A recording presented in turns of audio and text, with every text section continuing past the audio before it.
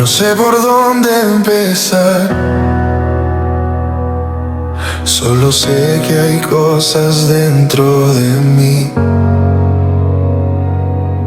que no puedo cargar un día más. He caminado con heridas que nunca dije, con silencios que pesan más que mi propia voz.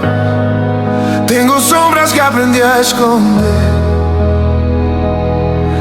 y dolores que se hicieron parte de mí, aunque nunca los quise. Y ya no puedo fingir que estoy bien, no puedo más con lo que me rompe.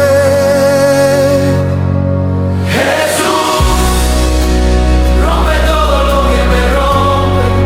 Rompe el miedo que me ata, la culpa que me hunde entre lo más profundo, donde nadie llega y toca lo que ni yo me atrevo a mirar. Jesús, rompe todo lo que me rompe y hazme libre de verdad.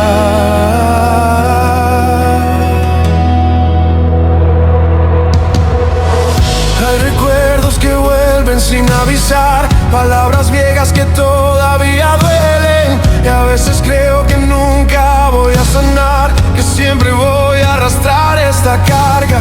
Pero entonces te oigo decir: no te traje hasta aquí para dejarte igual. Y aunque tiemble, aunque duela soltar, te entrego lo que me quebró. Jesús, rompe todo lo que me rompe. Rompe el miedo que me ata, la culpa que me hunde entre lo más profundo, donde nadie llega y toca lo que ni yo me atrevo a mirar. Jesús, rompe todo lo que me rompe y hazme libre de verdad.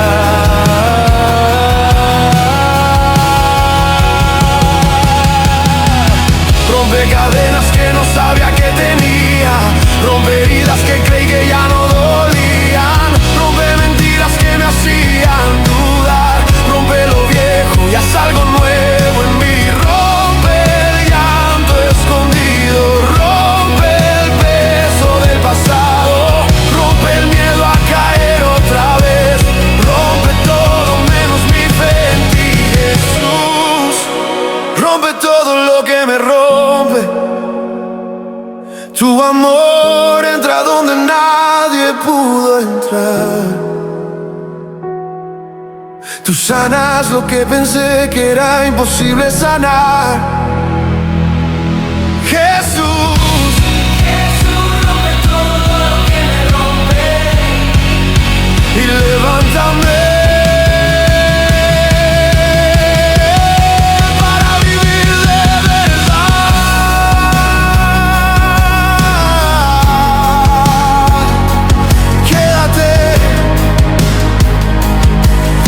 Que no quede nada roto en mí. Continuando con nuestro tema, son 13 deberes que tengo aquí registrado en el material para compartirlo con ustedes, pero me quiero enfocar en los más sobresalientes. Uno de ellos también es en Éxodo, capítulo 20, versículo 14. Allí encontramos la palabra del Señor que dice: no adulterarás o no cometerás adulterio. Con este mandamiento, Dios nos enseña a mantenernos dentro de los límites del compromiso, amor y santidad, poniendo en control nuestros apetitos sexuales de tal forma que sean una bendición y no una maldición que destruya nuestras vidas y relaciones familiares. Dios ve el sexo siempre en el contexto de la familia, específicamente en la relación conyugal, nunca fuera de ella. Todo lo que amenace el pacto matrimonial o destruya el fundamento futuro para establecer dicho pacto, Dios lo aborrece. Nosotros vemos en la palabra en el libro de Génesis, en el capítulo 31, que dice la palabra: Dios dijo que todo lo que creó era bueno en gran manera. Y cuando lo dijo, sin duda se refiere al hombre creado y a todo lo que Él mismo le había dado, es decir, nuestra sexualidad. Fue Dios mismo quien hizo los sexos al crearnos varón y hembra, y al hacerlo puso en nosotros la atracción sexual como una bendición. Creó Dios al hombre y mujer los creó. Dios los bendijo y les dijo: sed fecundos y multiplicaos, llenad la tierra y sojuzgadla, tened dominio. Eso dice la palabra en Génesis 1, 27 al 28. Ahora, para algunos el sexo ha sido asociado con algo sucio. Sus genitales incluso son vistos como vergonzosos. Nuestra sociedad se llena de prejuicios y tabúes cuando se trata de hablar de sexo o lo relacionado con esto. Sin embargo, Dios da un trato diferente al sexo y a la unión sexual. El sexo y el placer sexual no fueron diseñados conforme lo presentan las revistas pornográficas. Dios enseña en el libro de Cantar de los Cantares que el sexo es una parte de su bendición y que debe ser disfrutado a plenitud en la vida conyugal.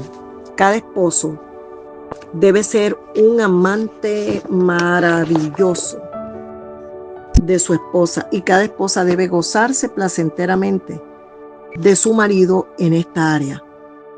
Nosotros, como ministros del Señor de la palabra, necesitamos enseñar también como padres, enseñar a nuestros hijos, hablarles del sexo con respeto y con libertad, como creyentes que somos. Necesitamos ver el sexo como una gran bendición de Dios, como algo creado por Dios para nuestro bien, y transmitirlo a nuestra familia. El primer lugar donde nuestros hijos deben recibir instrucción sexual adecuada no es el colegio ni los corrillos de los muchachos o amistades que transmiten sus experiencias sexuales, sino en el seno del hogar. Papá y mamá pueden hablar de sexo a sus hijos, mostrándoles la bendición que reciben dentro del plan de Dios. No debemos dejar que a nuestros hijos sobre este tema nos los instruyan otros. Ahora, si nosotros no enseñamos a nuestros hijos, otros lo harán. El cine que vende la idea del placer por el placer, los maestros en las escuelas y colegios, sus compañeros desenfocados y con modelos pobres y hasta deplorables de conducta, y en fin, cualquiera que crea saber algo al respecto nos va a enseñar. Necesitamos entonces asegurarnos que nuestros hijos sepan lo que Dios dice del sexo de manera de primera mano, por medio de nuestra enseñanza de nosotros mismos como padres. ¿Cuál fue el propósito de Dios cuando nos creó de esta forma? ¿Para qué Dios creó el sexo?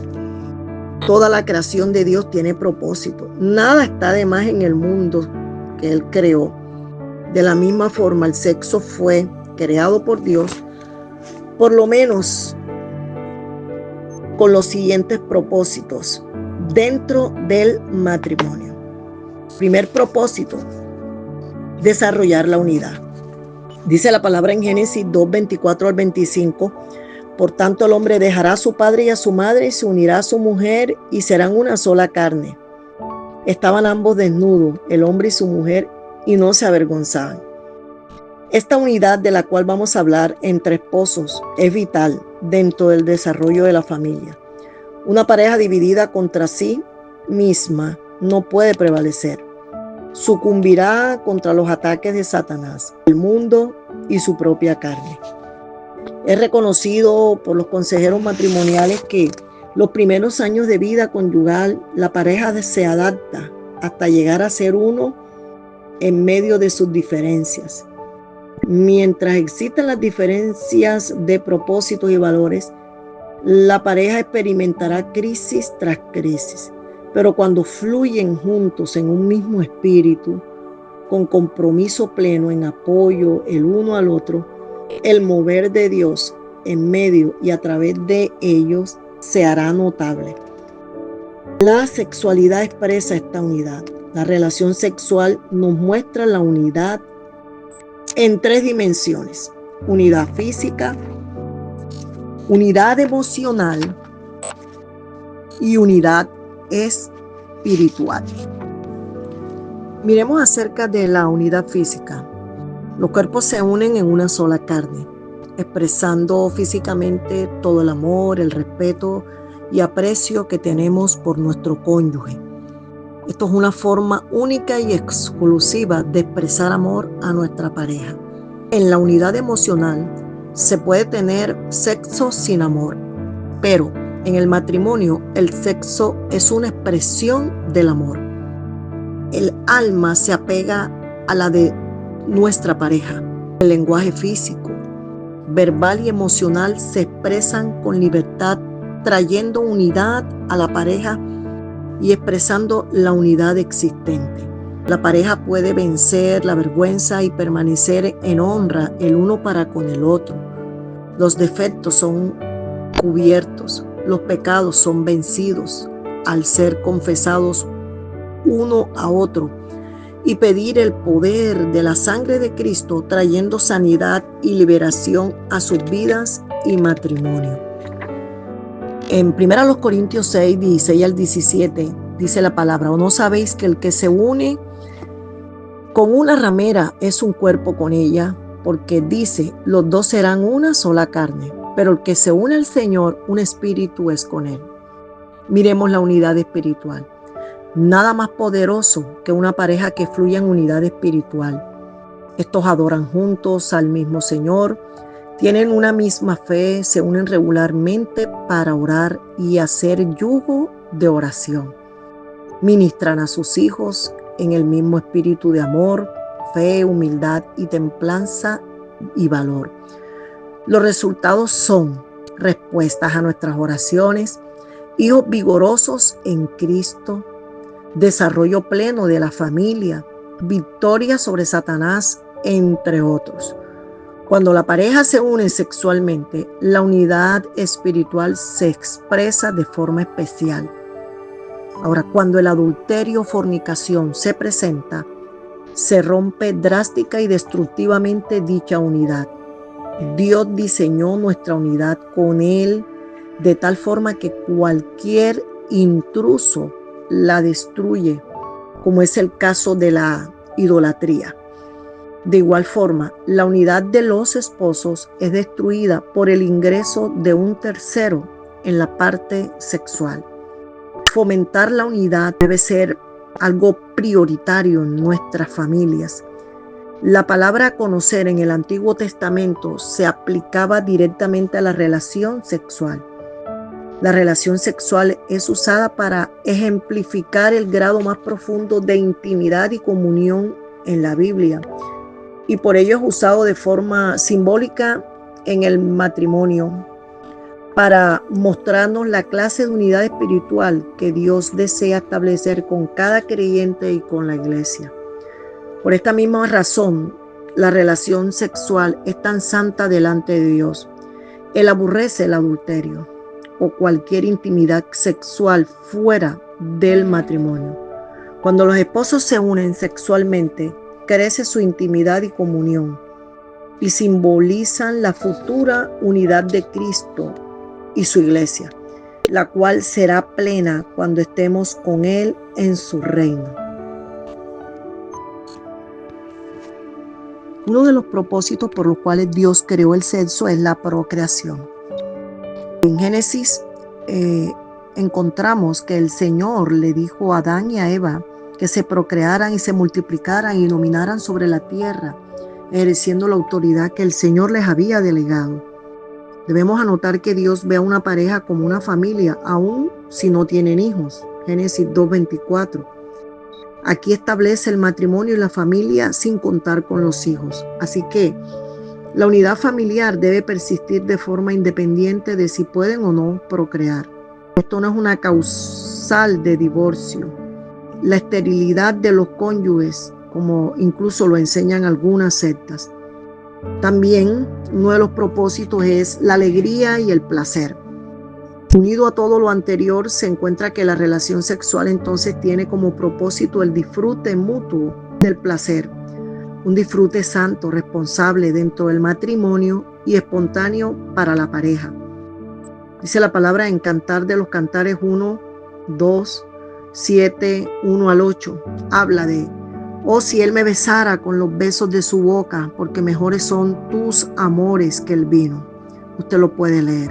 El goce del placer sexual no es una opción, sino un mandato para los cónyuges, tal como lo expresa el apóstol Pablo en 1 Corintios capítulo 7, versículo 5. Dice: no os neguéis el uno al otro, a menos que sea de acuerdo mutuo por algún tiempo, para que os dediquéis a la oración y volváis a uniros en uno, para que no os tiente Satanás a causa de vuestra incontinencia. La razón por la que nuestros cuerpos son atractivos al otro sexo es porque Dios nos diseñó así, diseñó nuestros cuerpos para responder a la belleza que Él creó. Satanás no puede crear el placer, él solo puede pervertir los placeres dados por Dios. Dios nos dio el don del gusto, por ejemplo, pero degenera en pecado cuando vivimos para comer. El don de la belleza fue dado por Él, pero pecamos cuando adoramos la belleza o deificamos la naturaleza. El don del sexo degenera en pecado cuando usamos el cuerpo de alguien como un objeto para nuestra gratificación egoísta o lo buscamos de manera no natural o fuera del matrimonio. Existen algunas desviaciones de la sexualidad. Dios creó todo bueno, pero el ser humano, impulsado por su carne y por Satanás, ha pervertido esta pureza. Son muchas las aberraciones que el hombre ha sacado del sexo y que son claramente condenadas en la Biblia. Cada vez que el hombre participa pasiva o activamente en estas prácticas pervertidas, trae maldición sobre sí, y Satanás posee mayor autoridad sobre su vida, creando ataduras que lo hunden más y más en el pecado. Dice la palabra en Colosenses 3:5. Por lo tanto, haced morir lo terrenal en vuestros miembros: fornicación, impureza, pasiones, malos deseos y la avaricia, que es además idolatría. Es nuestra responsabilidad hacer morir estas obras de la carne. Dios nos da la salvación y nos da de su Espíritu Santo para que de manera voluntaria batallemos contra el pecado y las obras de nuestra carne sean destruidas en nuestra vida. Ningún hijo de Dios puede permanecer pasivo respecto de la fornicación, la impureza mental y pasiones impuras. Necesitamos pedir al Espíritu Santo que destruya esas obras carnales en nuestra conducta y pensamiento. Dice la palabra en 1 Tesalonicenses 4, del 2 al 8. Ya sabéis cuáles son las instrucciones que os dimos de parte del Señor Jesús, porque esta es la voluntad de Dios, vuestra santificación. Que os apartéis de inmoralidad sexual, que cada uno de ustedes sepa controlar su propio cuerpo en santificación y honor, no con bajas pasiones como los gentiles que no conocen a Dios, y que en este asunto nadie atropelle ni engañe a su hermano, porque el Señor es el que toma venganza en todas estas cosas, como ya os hemos dicho y advertido, porque Dios no nos ha llamado a la impureza, sino a la santificación. Por lo tanto, el que rechaza esto no rechaza al hombre, sino a Dios, quien nos ha dado de su Espíritu Santo. Ahora, ¿cuál es la voluntad de Dios para nosotros? Nuestra santificación, que nos apartemos de toda inmoralidad sexual. La mayoría de las personas que permanecen atadas en inmoralidad en la iglesia lo están porque sufren solos en lugar de buscar ayuda en el liderazgo de la iglesia. El pecado no confesado es poderoso para mantenernos en tinieblas, atados y derrotados. Pero el que confiesa su pecado y se aparta, dice la palabra, que alcanza la misericordia de Dios, porque camina en la luz. Cristo vino a perdonarnos, no a condenarnos. Su sangre es poderosa para limpiar toda fornicación, violación, zoofilia, homosexualismo, voyerismo, travestismo y cualquier desviación sexual. pero el pecado debe ser confesado a Dios y a quien Dios ponga para ayudar en nuestra restauración. El ayuno y la oración, además, específica contra estos pecados, unidos al estudio de la palabra de Dios en esta área específica, son suficientes para destruir ataduras sexuales. Dice la palabra que nadie engañe a su hermano. No es desconocido que algunas personas permanecen en la iglesia para aprovecharse de la debilidad de los creyentes. Mujeres y hombres son víctimas de hombres corruptos que buscan saciar sus apetitos libidinosos bajo promesas matrimoniales y falso ejercicio de su autoridad dentro de la iglesia. Dios es vengador de estas cosas. Esto debe darnos temor para no usar a otros para satisfacer nuestros apetitos egocéntricos. Que cada uno de vosotros sepa controlar su propio cuerpo en santificación y honor. El ejercicio del dominio propio, que es fruto del Espíritu Santo en la vida del creyente, es vital para guardarnos en nuestra propia maldad, negarnos a pensar en cosas corruptas, escoger ver programas y películas que nos edifiquen, destruir todo tipo de pornografía. Estas son prácticas que debemos tener como hábitos en nuestra vida. Dice la palabra: ¿no sabéis que los injustos no heredarán el reino de Dios? No os engañéis, que ni los fornicarios, ni los idólatras, ni los adúlteros, ni los afeminados, ni los homosexuales heredarán el reino de Dios. 1 Corintios 6, 9 y 10 dice la palabra del Señor. Dios es claro: en su reino no se admite la entrada a personas inmorales. Que el Señor les bendiga y les guarde.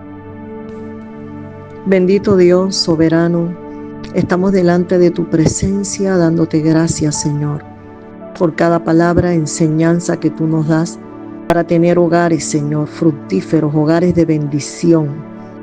Coloco delante de ti, Señor, cada necesidad que hay.